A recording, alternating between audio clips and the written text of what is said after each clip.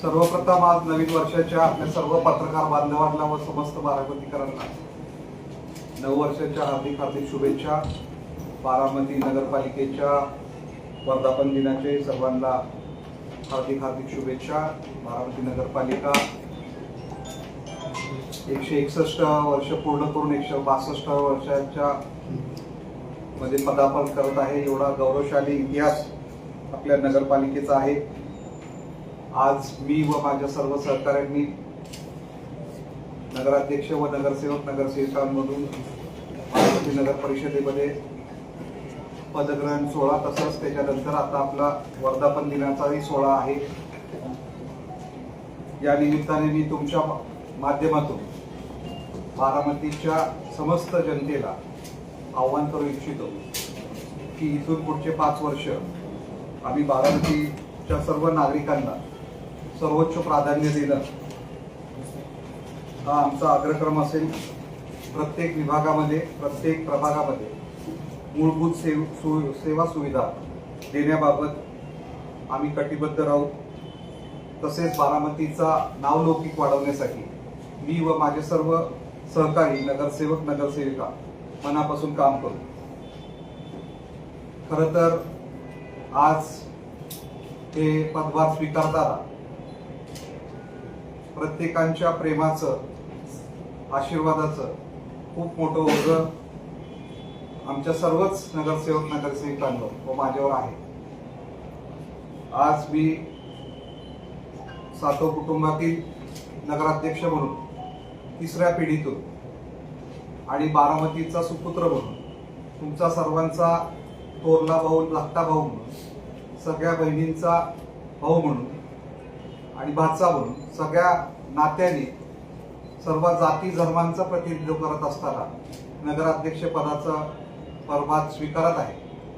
सर्व महामानवांनी जो आपल्याला मानवतेचा संदेश दिला, छत्रपती शिवाजी महाराज, डॉक्टर बाबासाहेब आंबेडकर या सर्वच महामानवांना, सावित्रीबाई ज्योतिबा फुले, महात्मा फुले, सर्वच महामानव सर्वांना विनम्र अभिवादन करून आज आम्ही या ठिकाणी पदभार घेत आहे। निश्चित आम्ही आपल्या सर्व कामामध्ये काही पंचसूत्री अवलंबलेली आहे। त्यामध्ये सर्वात महत्त्वाचं म्हणजे मूलभूत प्रश्नांना प्राधान्य देणं।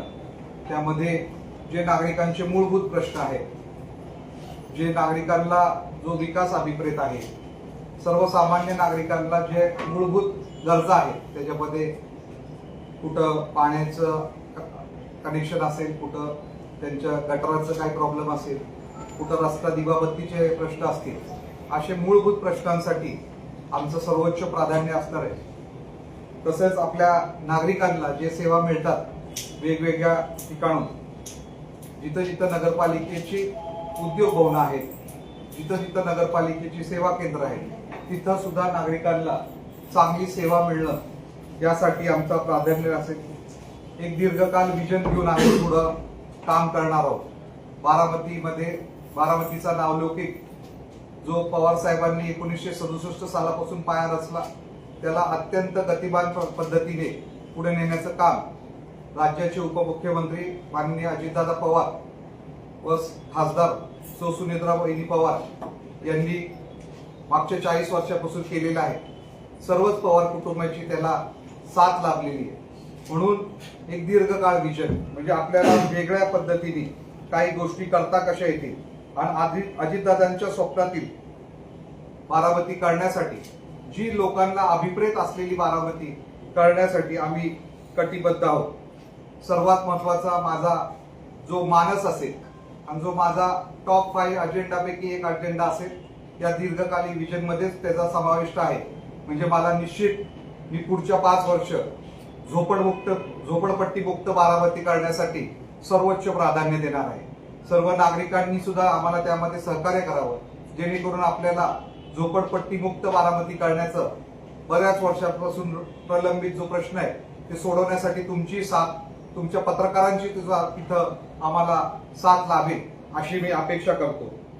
सगळ्यात मोठं स्वामी विवेकानंदांनी सांगितलेलं आहे की एक सशक्त देश कधी होऊ शकतो ज्यावेळेस त्याचा युवक हा केंद्रबिंदू असतो। बारामतीमध्ये जर काय तुम्ही बघितलं तर युवकांची संख्या प्रचंड आहे. आपली मतदार संख्या 1 लाखाहून जास्त आहे. पण शाळेमध्ये शिकणारे, महाविद्यालयांमध्ये शिकणारे युवक युवती तसेच विद्यार्थी दशकामध्ये शाळेत शिकणारे विद्यार्थी यांची संख्या मी काल आढावा घेत होतो सगळ्या शाळेचा, तर जवळपास 1 लाखाहून जास्त आहे. म्हणजे जेवढे मतदार आहेत तेवढेच आपले हे युवक किंवा उद्याचे मतदार आहेत, जे बारामती घडवणार आहेत, जे आपला पुणे जिल्हा घडवणार आहेत, जे महाराष्ट्र घडवणार आहेत, जे देश घडवणार आहेत.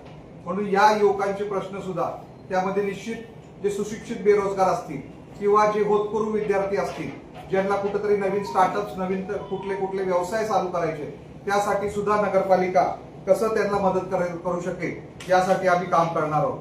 सर्वात महत्वाचा म्हणजे आमच्या लाडक्या बहिणींचे प्रश्न सोडवण्यासाठी आता ज्यावेळेस आपल्याला महिला आरक्षणाचा जो आपल्याला सर्व स्थानिक स्वराज्य संस्थेमध्ये 50% पेक्षा जास्त आपल्या सदस्य ह्या महिला आहेत, त्यामुळे त्यांना विश्वासात घेऊन, त्यांना प्रशिक्षित करून, त्यांना त्यांच्याच भगिनींशी हितगुज करून त्यांचे प्रश्न सोडवण्यासाठी त्या कशा चांगल्या पद्धतीने आपले सर्व नगरसेविका, सगळ्या जाती धर्मातील नगरसेविका कशा तयार होतील आणि ते प्रत्येक घराघरीमध्ये जाईल आणि आमच्या बहिणींचे प्रश्न समजून घेतील आणि ते सोडवण्यासाठी आमचा अग्रक्रम असेल.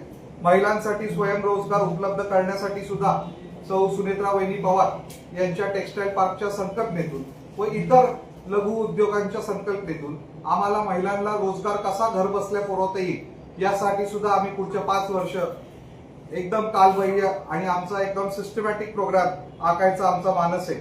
आमचा महिला व बाल कल्याण विभाग त्यामध्ये विशेष काम करेल याची मला खात्री आहे. प्रशासनात पारदर्शकता आणणे सर्वात महत्वाचं म्हणजे आपल्याला माहिती आहे, माझा व्यवसाय ऑटोमोबाईल डीलरशिप आहे. आमच्या सगळ्या शोरूमला कुठेही भिंती नाही, फक्त काचाच आहे. सगळं पारदर्शक आहे. गाडीची किंमत काय हे सगळं पारदर्शक पद्धतीने आम्ही ग्राहकाला समजवतो. तसंच नगरपालिकेचा कारभार पुढचे 5 वर्ष अत्यंत पारदर्शकपणे चालवणं हे माझ्या सर्व नगरसेवकांचं अग्रक्रम असेल आणि त्यासाठी आम्ही कटिबद्ध आहोत.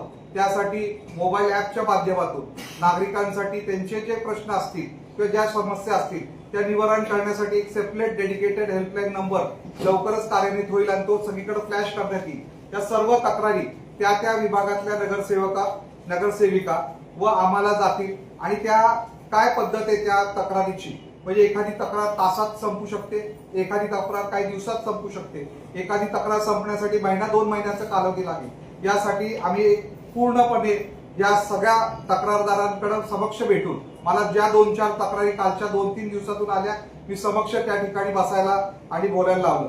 खाली सुद्धा एक आंदोलन चालू आहे, पण मी त्यांना सांगितलं की तुम्ही जावा, तिथं रस्ते काय ते बघा, त्याचं टेंडर एस्टिमेट झालंय का नाही ते बघू आणि त्या पद्धतीने आपण पुढे जाऊ. पण ते काय ऐकायला तयार नाही, ते म्हणतात लगेच काम चालू करा. असं कुठलेही प्रश्न सुटत नाही. मी झाल्यानंतरही या कार्यक्रम झाल्यानंतरही त्यांना भेटणार आहे आणि त्यांना हात जोडून विनंती करणार आहे की निश्चित आम्हाला थोडा वेळ द्या. आज मी चार्ज घेतलाय, थोड्या दिवसात आपण त्याचं टेंडर जरी नसेल निघालं तरी आम्ही तुम्हाला खात्री देतो की टेंडर काढून आम्ही पुढं सगळ्या विकासाची कामं करू. सर्वात महत्वाचा घटक म्हणजे एक टीम स्पिरिट म्हणून, एक टीम वर्क म्हणून आपल्याला काम करायचंय. त्यामध्ये सर्वांचा त्याच्यामध्ये सहभाग महत्वाचा आहे. सर्वात महत्वाचा सहभाग जे मी अजून नगरसेवकांशी सुद्धा बोललो नाही तर तुमच्याशी बोलतोय. सगळ्यात मोठी टीम जी कुठली आहे तर ती माझी प्रेसची टीम आहे. कारण की तुमच्या प्रेसच्या माध्यमातून माझे मित्र, माझे बंधू, माझ्या माहितीप्रमाणे कुठल्याच भगिनी दिसत नाही मला प्रेसमध्ये, तर काही भगिनी जरी असतील तर ते आमचे एक्सटेंडेड कान नाक डोळे आहेत, जे नागरिकांचे प्रश्न चांगल्या पद्धतीने समजू शकतात. म्हणून तुमची साथ मला पुढच्या 5 वर्षासाठी फार महत्वाची आहे. तसंच प्रशासनाच्या सर्व लोकांना एकत्र टीम स्पिरिट म्हणून आपल्याला काम करायचंय.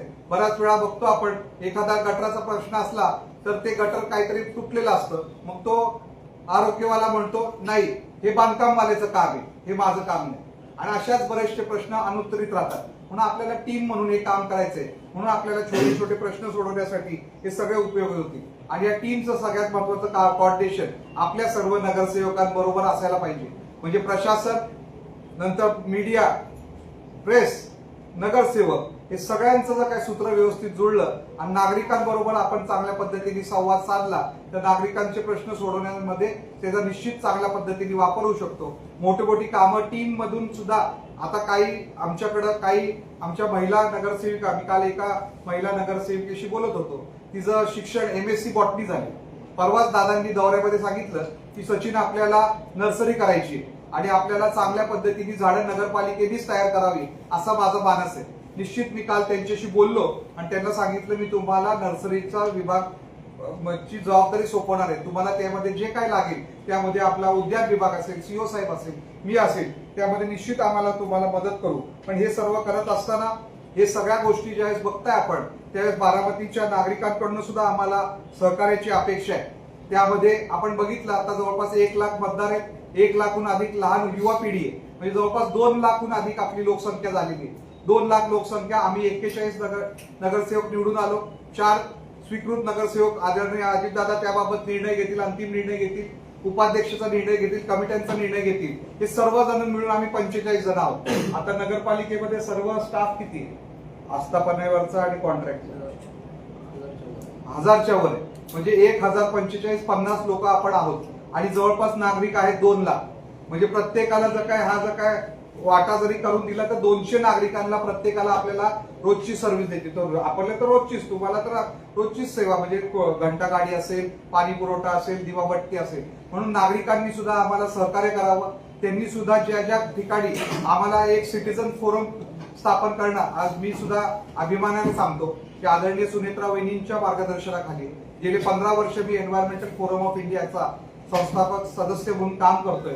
15 वर्षामध्ये सुद्धा आम्ही बरेच सामाजिक प्रश्न किंवा सामाजिक कामं केलेली आहे. त्यामुळे नागरिकांचा प्रतिसाद ज्यावेळेस आपल्याला लाभतो त्यावेळेस एखादा मोठा काम सुद्धा आपल्याला किती सोयीस्कर करता येतं हे आम्ही त्यांना अनुभवलेलं आहे. म्हणून आज नागरिकांचा, ज्येष्ठ नागरिकांचा सिटीजन्स फोरम, तसंच युवकांचा सिटीजन्स फोरम, महिलांचा सिटीजन्स फोरम, असे 3-4 माध्यमातून वेगवेगळे फोरम स्थापन करून वेगवेगळ्या ठिकाणच्या त्याच्या शाखा, प्रभाग वाईज शाखा निर्माण करून त्यांची सांगड नगरसेवकांबरोबर घालून ते प्रश्न कसे सोडवण्यात येतील त्यासाठी सुद्धा आमचा अग्रगाम असेल. हे सर्व करत असताना तुमची सगळ्यांची साथ, आशीर्वाद हे आम्हाला कायम लाभलेले आहेत. या पुढच्या 5 वर्षाच्या काळात सुद्धा लाभतील अशी मी अपेक्षा व्यक्त करतो आणि थांबतो. जय हिंद, जय महाराष्ट्र, जय राष्ट्रवादी.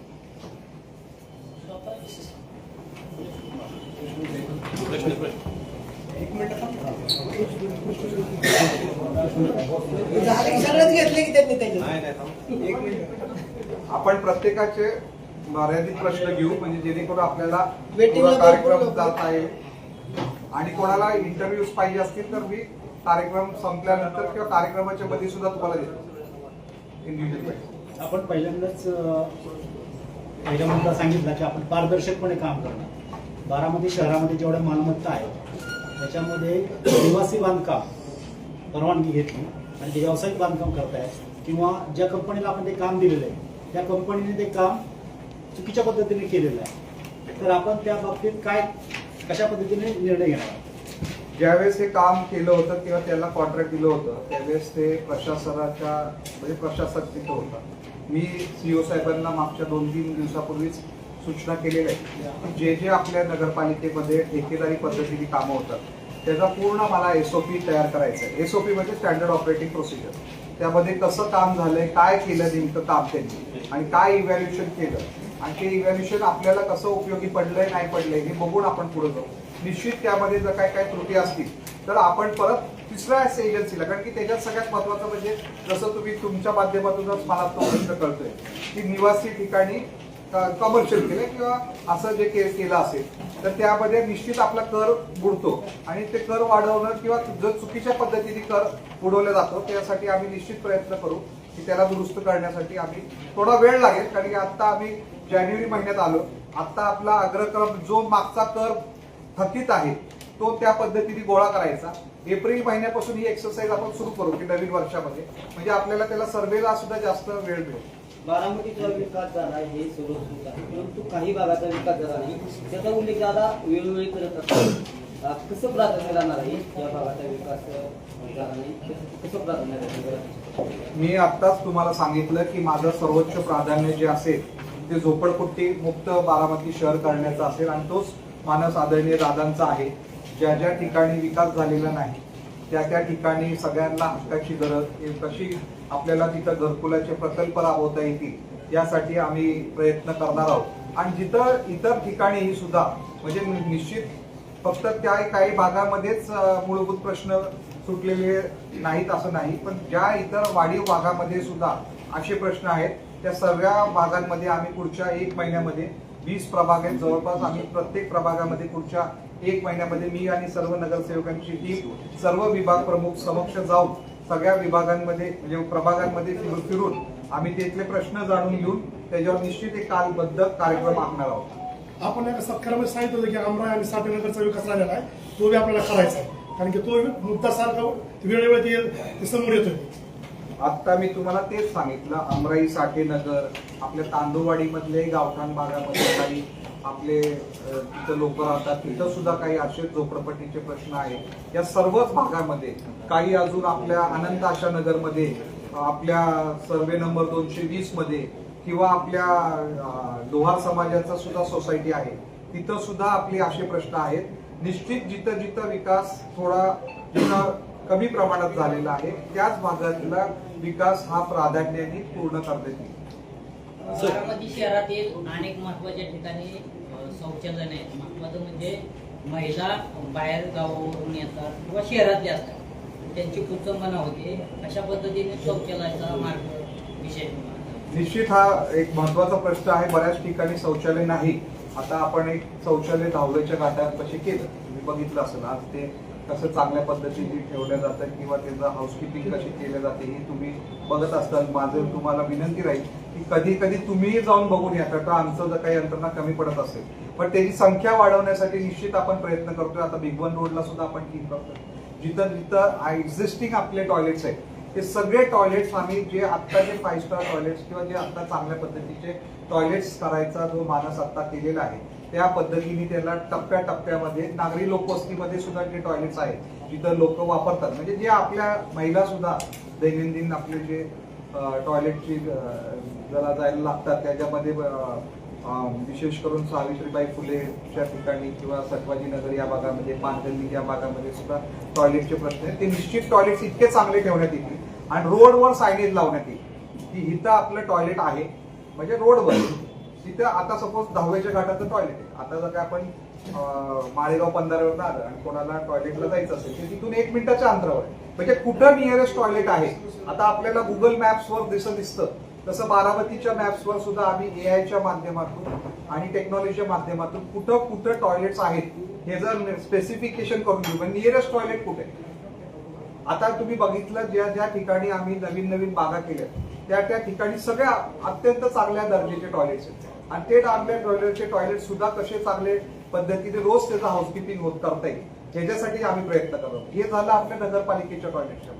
आमच्या जेवढ्या संस्था आहेत किंवा जेवढे संस्थेचे पेट्रोल पंप आहेत पेट्रोल पंपवरचं सुद्धा टॉयलेट हे मेंटेन ठेवणं त्या पेट्रोलियम कंपनीचं कर्तव्य असतं. मी उद्या आज चार्ज घेतलेला आहे. मी उद्या सगळ्या पेट्रोल पंप मालकांना आणि पेट्रोल पंप जे ऑपरेटर्स आहेत बारामतीचे त्यांना सुद्धा बोलवणार. त्यांना बोलून सुद्धा त्यांचे टॉयलेट्स तिथं मेंटेन आहेत की नाही ते आमचा आरोग्य विभाग त्यांना चेक करेल. त्यांच्या वरिष्ठ लेवलचे म्हणजे इंडियन ऑइल असेल HP असेल त्यांना सुद्धा सांगेल की तुम्ही सुद्धा तुमचे टॉयलेट्स ठेवा.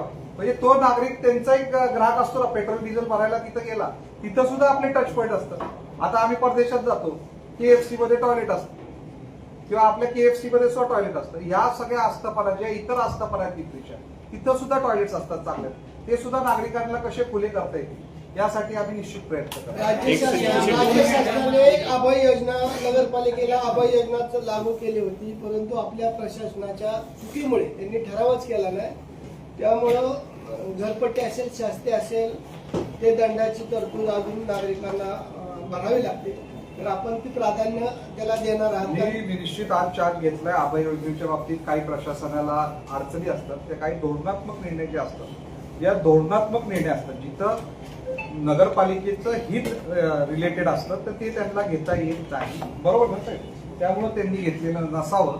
मी उद्या त्या बाबतीत माहिती घेतो अभय योजनेच्या बाबतीत आणि अभय योजनेचं पिरियड संपलं आहे तर कसं अभय योजनेसाठी सगळ्या नागरिकांना त्याचा लाभ मिळेल या चालू वित्तीय वर्षीमध्ये म्हणजे 25-26 मध्ये मिळेल. यासाठी मी निश्चित तुमच्या माध्यमातून सर्व नागरिकांना कळवतो की आपण त्याच्यावर चांगल्या पद्धतीने काम करू आणि पारदर्शक काम करू आणि लवकरात लवकर कारवाई. बारामतीमध्ये अपघाताचं प्रमाण जास्तीत जास्त आहे. वेळोवेळी प्रयत्न देखील केले जात आहेत, परंतु संपूर्णतः अपघात कमी होण्यासाठी काय प्रयत्न करण्यात आहे? वाहतुकीची समस्या सोडवण्यासाठी काय प्रयत्न केले जातात? अपघात आणि वाहतूक हे दोन्ही महत्वाचे आहेत किंवा पार्किंगचाही प्रश्न महत्वाचा आहे. परवा मी मंडईमध्ये गेलो असताना तिथं मंडईमध्ये चांगल्या पद्धतीचं पार्किंग आहे, पण त्या गाडीवर जाण्यावरनं बरेचसे मतमतांतर आहे.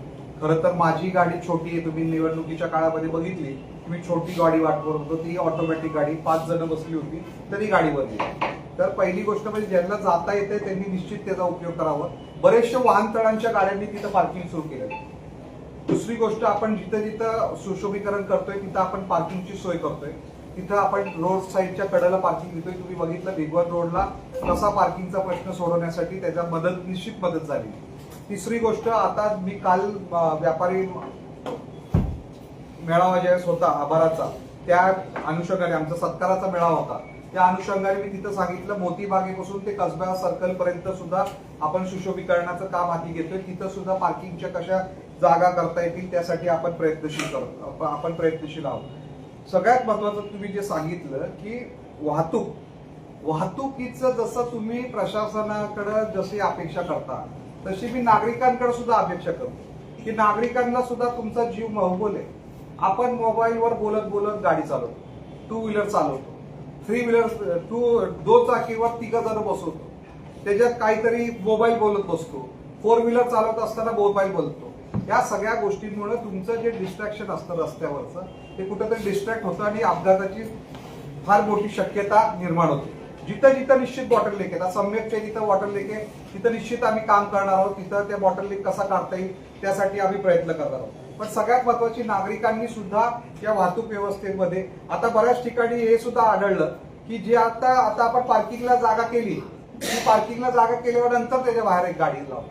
मी तुम्हाला फोटो टाकतो उद्यापासून. किती ठिकाणी आपलेच नागरिक गाडी लावतात. तिथं आता आपण वॉर्डन्स नेमले, त्या वॉर्डन्सला कुठलं तरी बॅच बिल टाकतो, मी आमका आणि मी गाडी काढली. तुम्ही सुद्धा जरा आम्हाला सहकार्य करा, निश्चित आम्ही त्यात करणार आहोत. मी वाहतुकीच्या निमित्ताने आता पोलीस प्रशासनाला सुद्धा मी उद्या SP साहेबांना, आज एक दिन आहे, सगळे आज भीमा कोरेगावला सगळं पोलीस प्रशासन गेलं. मी SP साहेबांची वेळ मागितली कायदा सुव्यवस्था व वाहतुकीच्या प्रश्नाच्या निमित्ताने. मी पुण्याला जाऊन त्यांची बैठक घेणार आहे.